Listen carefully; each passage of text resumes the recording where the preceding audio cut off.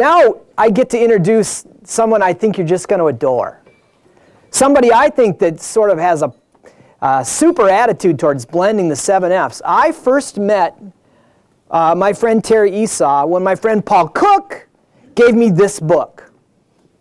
This is the same book that you're getting, just with a different cover. But before that, how many of you read the blog I wrote on Tuesday? I mean, the opening question was, where were you headed when you were 16 years old?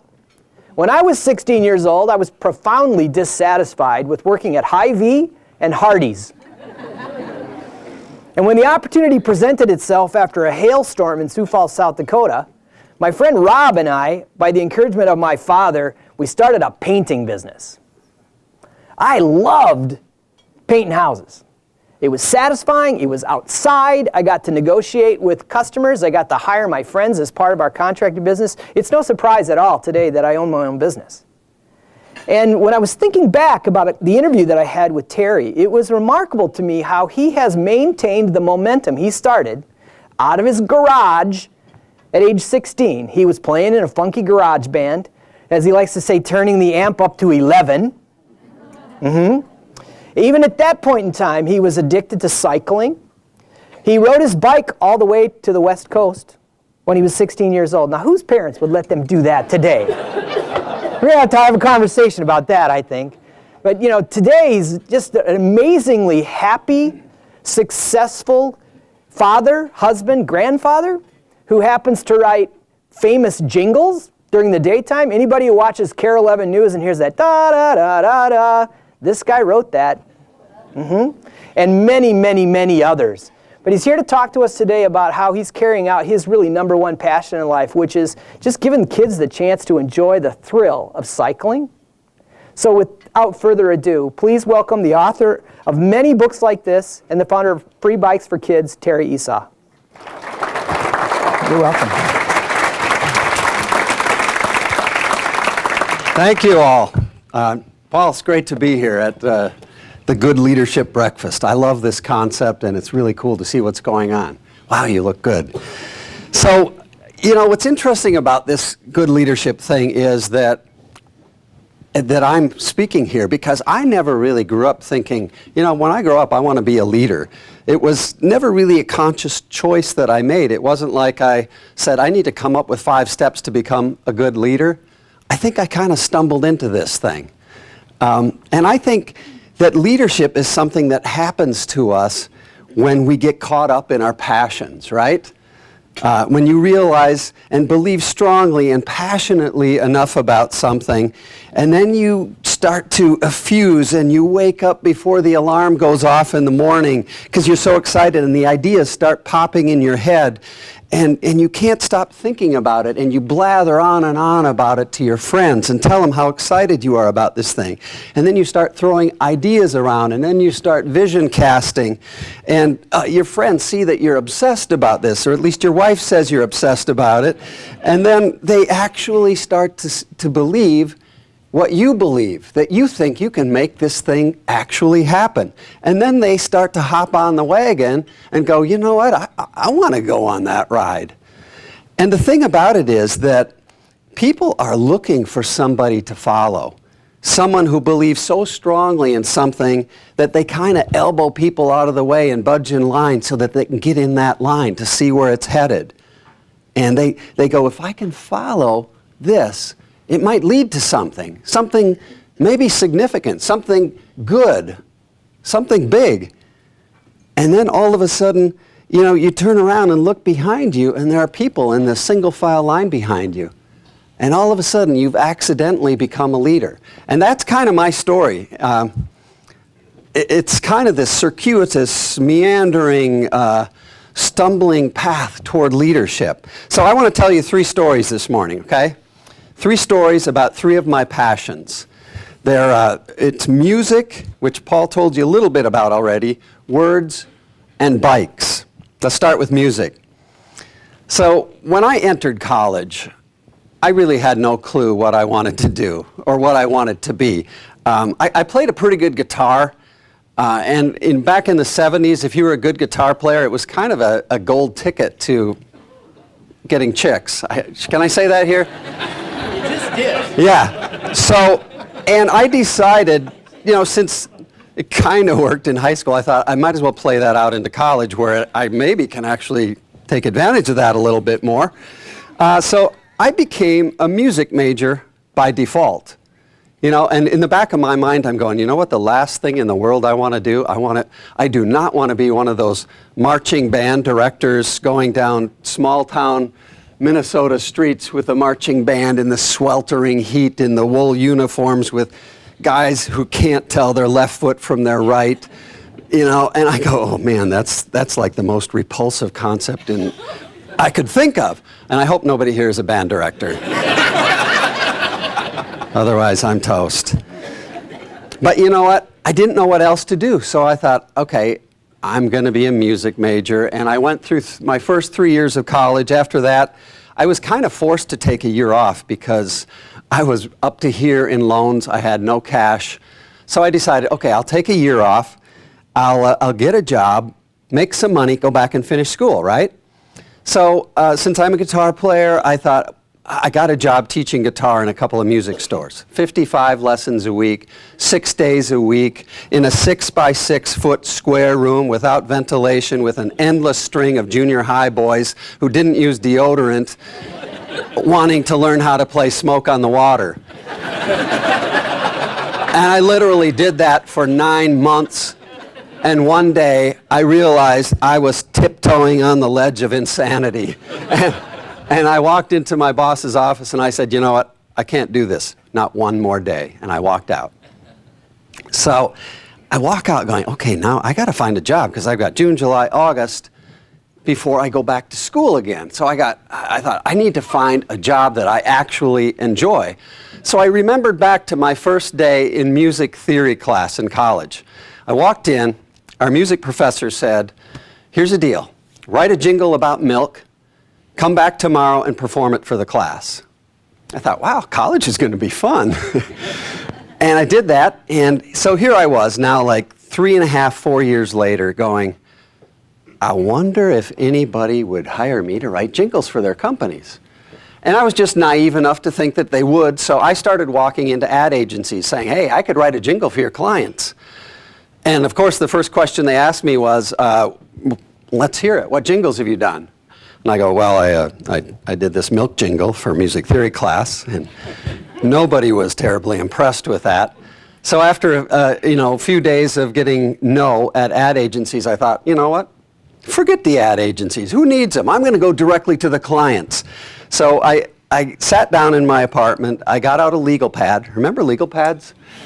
And I turned on the radio, and for 3 hours, I wrote down all the jingles that really sucked, okay? And then I prioritized them, worst to least worst. And I started at the top. And I got out my phone. Actually, it was rotary dial then. And I said, hello, is this Menards? And I said, yeah, I heard I can save big money there. And you know what? I said, I think you could use some help with your jingle, which probably wasn't a good thing to say. And it didn't go over very well. In fact, I continued to call those businesses, and it didn't go well. Strike two. So I thought, okay, maybe they're too ad savvy up here in Minneapolis. Maybe I should go to Rochester. Hope nobody's here from Rochester.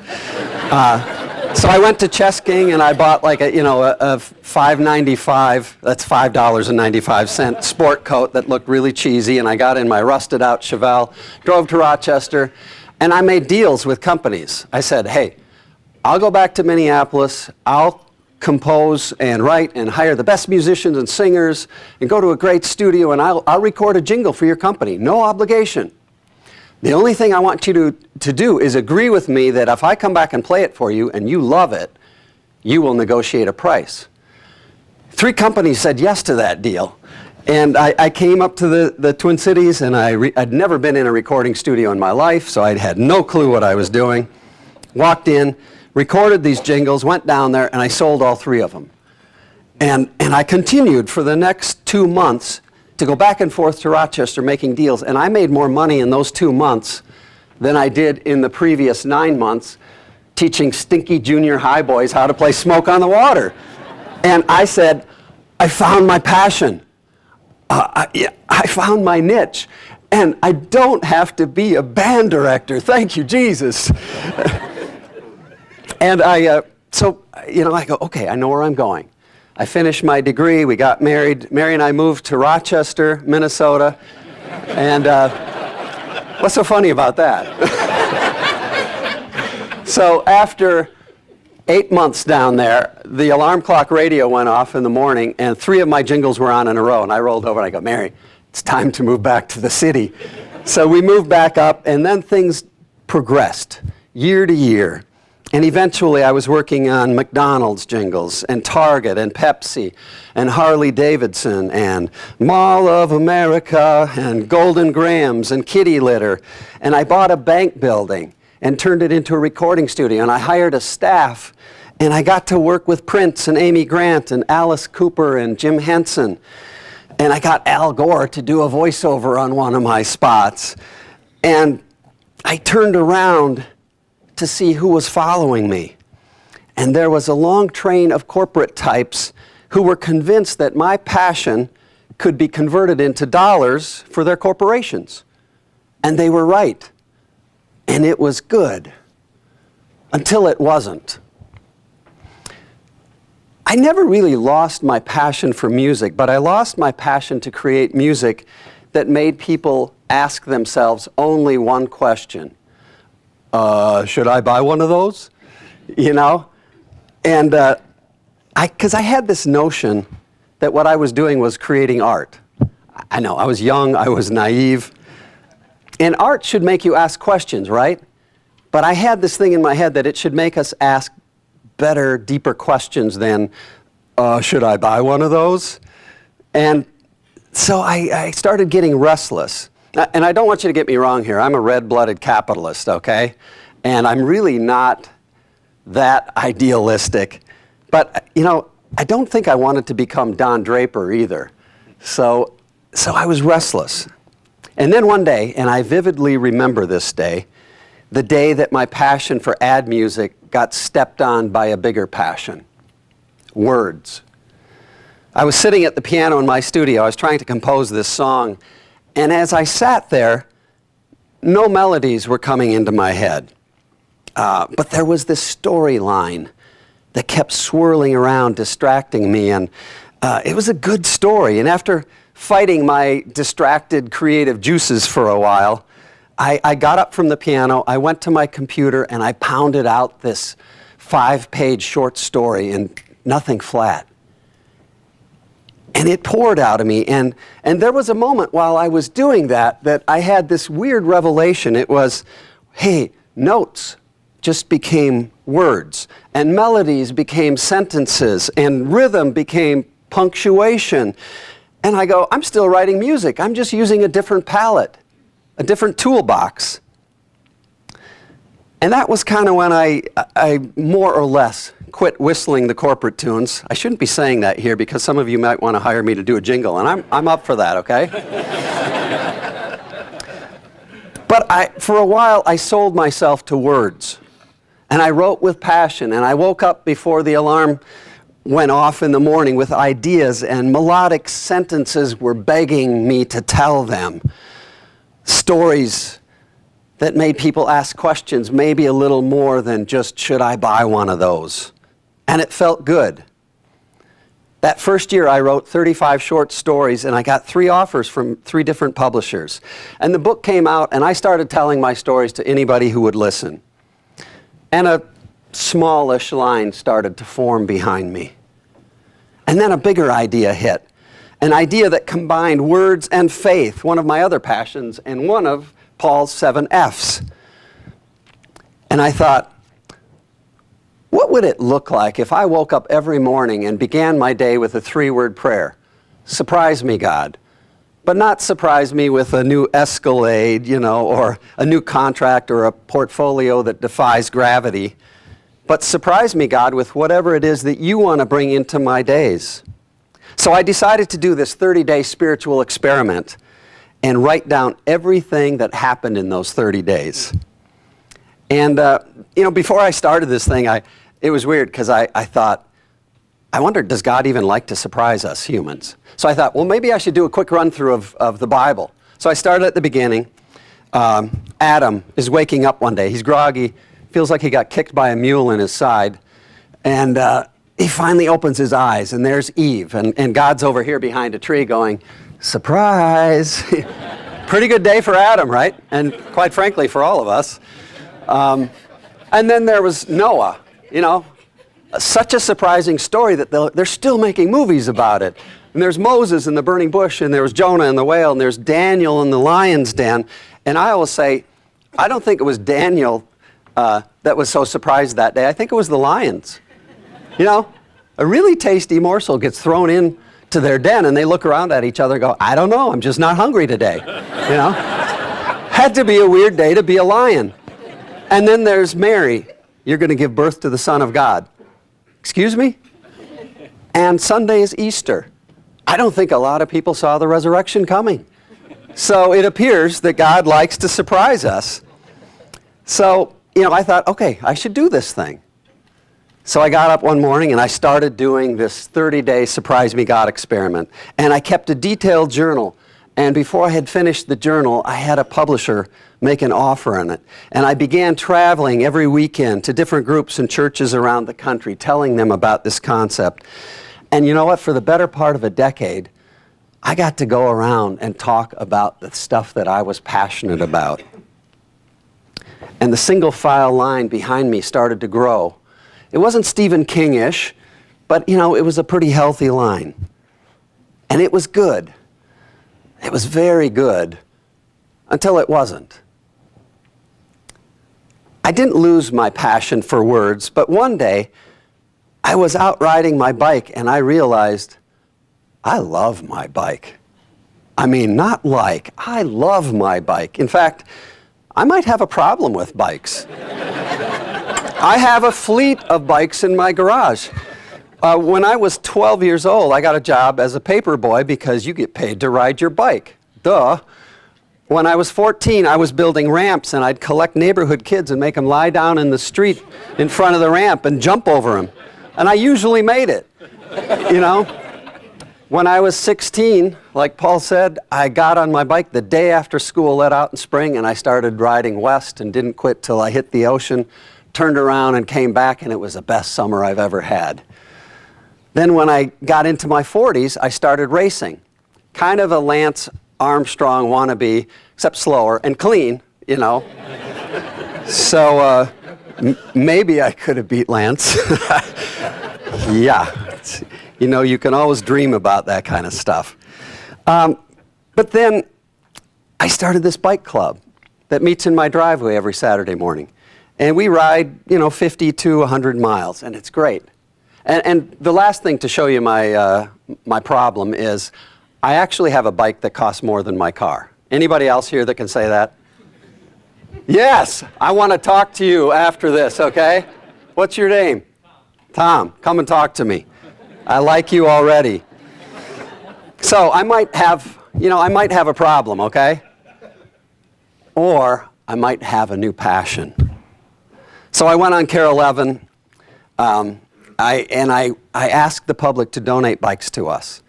And this was like 3 weeks before Christmas. In a week, we got 250 bikes donated. My buddies and I refurbished them. We gave them away to kids in need. That was 6 years ago. Now we give away 5,000 to 6,000 bikes each December here in the Twin Cities. We have given away 20,000 bikes since we started 6 years ago. And we're just getting started. So now we're starting to launch chapters of free bikes for kids in different cities around the country. And next week, actually, at this time, I'm going to be at the Tribeca Film Festival in New York. We're giving away 50 bikes from the Tribeca Film Festival stage out there. It's the coolest stuff is going on. There's a new line of bikes that's coming out, launching from Seattle, and they want to help us plant free bikes for kids chapters. There's a new mobile app game coming out called Sidekick Cycle. They want to help us launch free bikes for kids chapters. And we're looking for a national sponsor. Is there anybody here? Literally, We are looking for a national sponsor that says, we believe in what you're doing, and I think we can find that sponsor, and we can start planting chapters around the country. So, Free Bikes for Kids, simple idea, passion, and it's exploding. So, those are my 3 stories, okay? Those are my 3 passions. So far, I don't know where they're going after this. But today, you're all sitting here at the breakfast. You all have passions. And I think every one of you are leaders. And I bet if some of you would turn around and look behind you, I bet you'd have a significant single file line of followers that snakes around blocks and corners and maybe is miles long. So here's my challenge to you this morning. This isn't called the leadership breakfast. It's called the good leadership breakfast. Some of you might be accidental leaders like me. You didn't aspire to this. You didn't plan it. But that doesn't matter. If you turn around and there's a line behind you, guess what? You're a leader. Now all you got to do is make sure that you're a good one. So here are some things I believe about that. I believe our passions are a gift that we are to use responsibly for the good of others. I believe that if we try to lead in areas where our passions are flickering, we'll develop indecisive, apathetic followers. I believe that until we follow our passions with juiced abandon, our followers will simply tag along behind us with shuffling feet. I believe that passions change throughout our lives and beliefs grow because life is not static. The followers that you have following you right now will be different than the ones you have 10 years from now. But that's a good thing because it means that you're growing. It means that there's still fight in you. It means that you're alive. I believe there's power in this room to affect change in our communities by leading with goodness. Last thought. So here's the real challenge. I want you to go. Find the melodies that make you sing. Find the words that ignite your soul. And ride them down the middle of the street like you own it. And when you turn around, you will see a peloton of followers pedaling in your shadow. And you and they have the potential to make a dent for good in our world. All right? All right, thank you.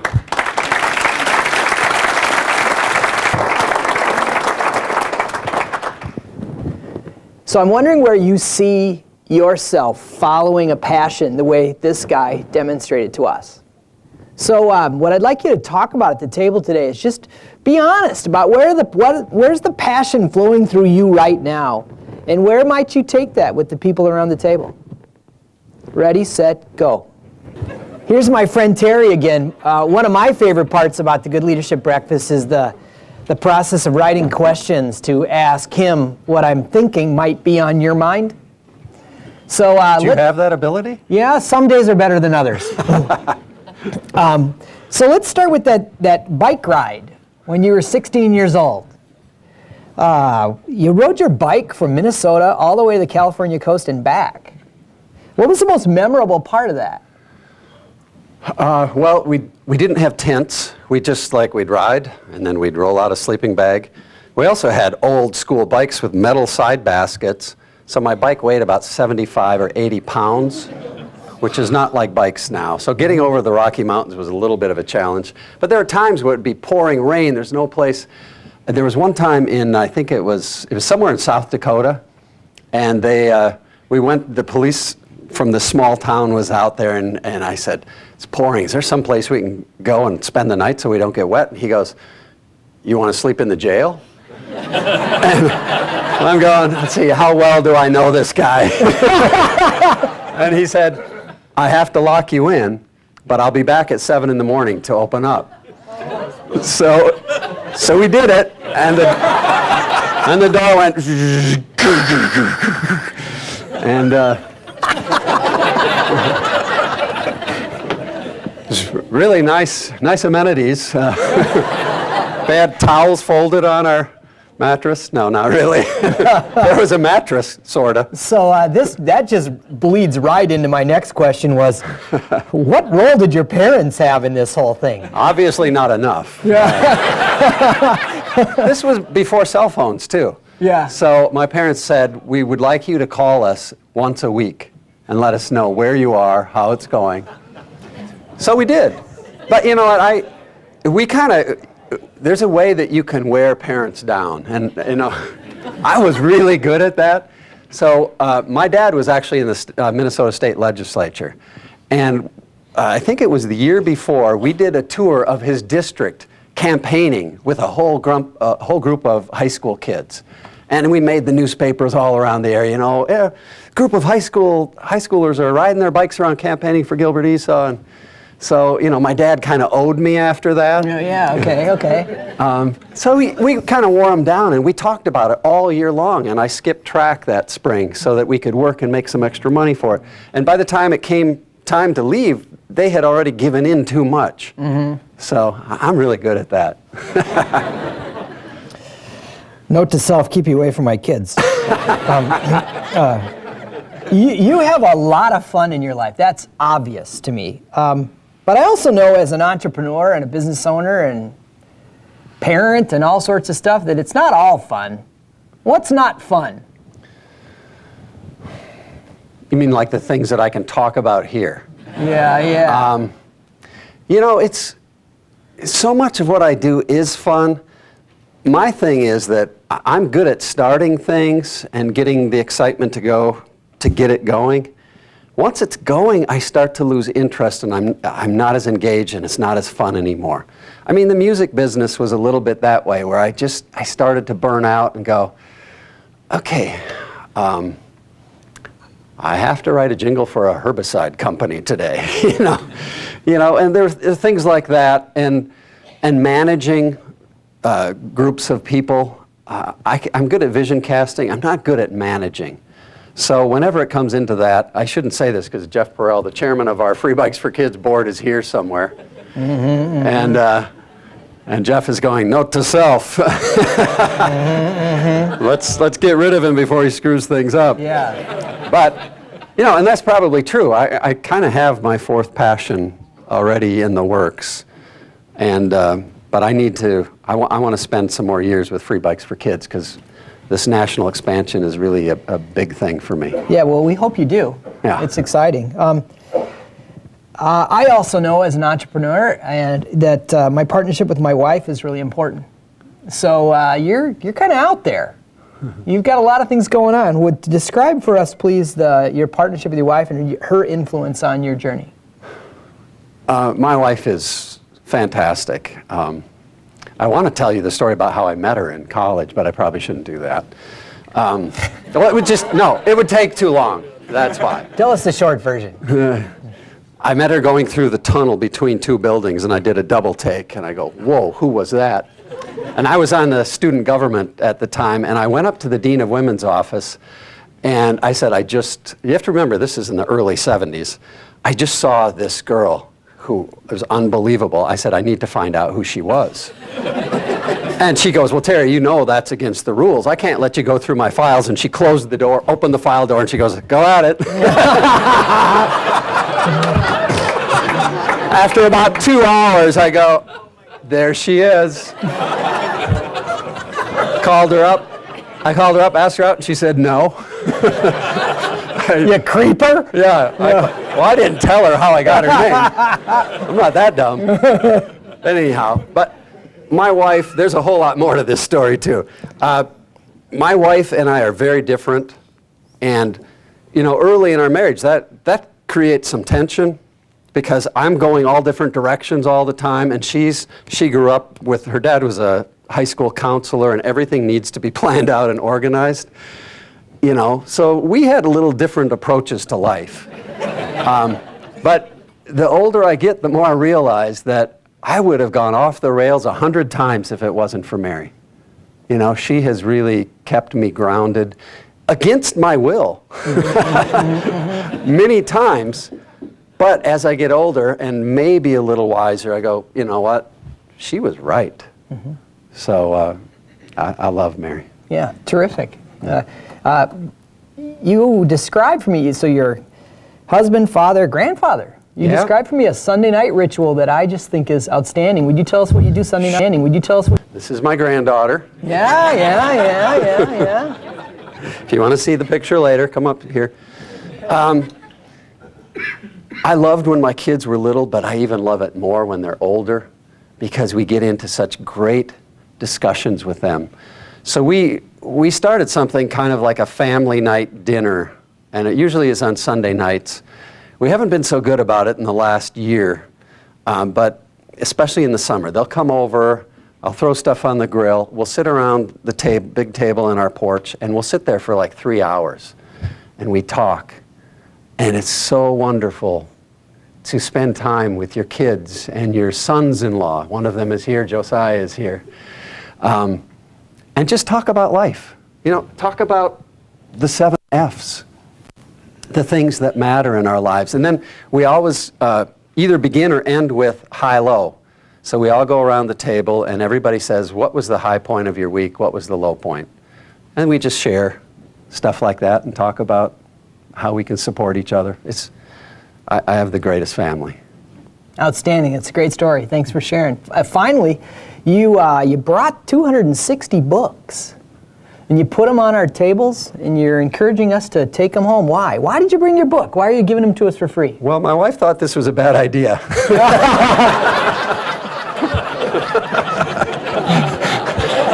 In fact, I didn't tell her till late last night. The books were already here and distributed. You know, my whole talk was about passion and beliefs. And when you believe something strongly enough, you just want to share it with people. Mm-hmm. My faith and the story of this and how I have discovered a life that is meaningful, purposeful, fulfilling. I want everybody to have that. And this book is a really strange 30-day journal of my life. And there are things in there that are not attractive for me. It's like one of the days, there are 30 chapters in there. Each chapter is one day of this 30-day spiritual experiment. And one day my wife looks at me and she goes, you know what, you're selfish. I'm going, dang, I got to write that in the book. How's that going to look? But she was right, you know. And so there's all that kind of stuff. So the book is not filled up with these all wow moments. There's some really kind of tough things where I kind of had to go, okay, is that true about me? And if so, I better do something about it because that's not attractive. So I think the book will be something that will nudge you in your own journey, helping you look in and, like I said, ask the deeper, the bigger questions rather than, do I need to buy one of those? Mm-hmm, you know? Mm-hmm. Well, I can tell you the impact it made on me. Once again, my friend Paul Cook gave me this book, and towards the very end, page 195, you wrote this story, and then you summarize it with, here's my take on it, which is a theme in this book. So here's my take on it. God is constantly up to something, and here's the important part. He's up to something with me. I circled it and wrote a note next to it saying, yep, it's my time. And that's why I started this business. Huh. Thank you very much. Wow. You're That's welcome. cool. Please give it up for Terry Esau.